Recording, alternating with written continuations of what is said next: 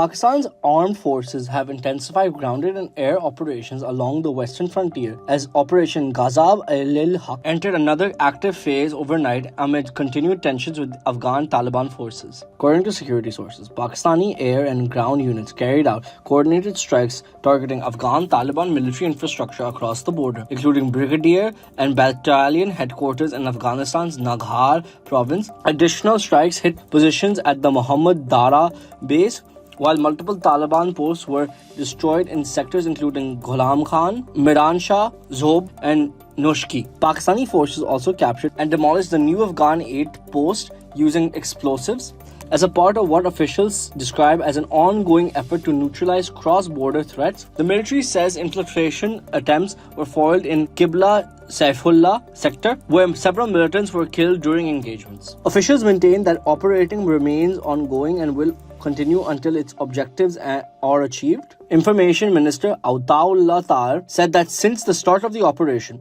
Pakistani forces have killed 331 Afghan Taliban personnel and injured more than 500 others. According to government figures, 104 enemy posts have been destroyed and 22 captured during retaliatory operations. Along Pakistan's border districts, the security situation remains tense despite relative calm by morning. Residents in Muhammad reported hours of intense explosives and artillery fire overnight, describing fighter jets overheard and helicopters flying at unusually low altitudes. Villagers said the scale of the firing created panic among civilians. Although no confirmed casualty figures were immediately released, authorities across Khyber Pakhtunkhwa have now shifted into emergency preparedness mode. Peshawar's Lady Reading Hospital has been placed on high alert, suspending staff leave and reserving emergency bed capacity.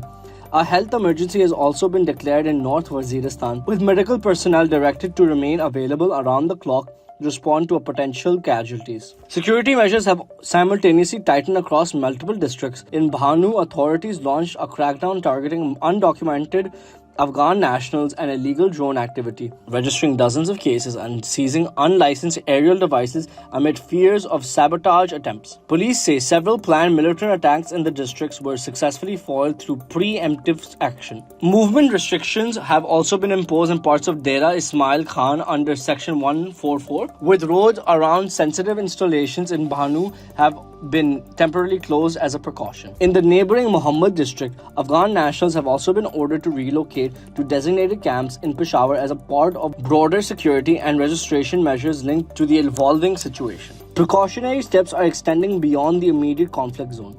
Authorities say in Azad Jammu and Kashmir have imposed a 30-day ban on outdoor drone flying and placed emergency services, disaster response teams, and rescue personnel on full operational alert to safeguard critical infrastructure. Despite heightened security concerns, public demonstrations of support for the armed forces were held in Karak and Bhanda Daud Shah, where residents gathered carrying national flags calling for national unity amid the ongoing tensions.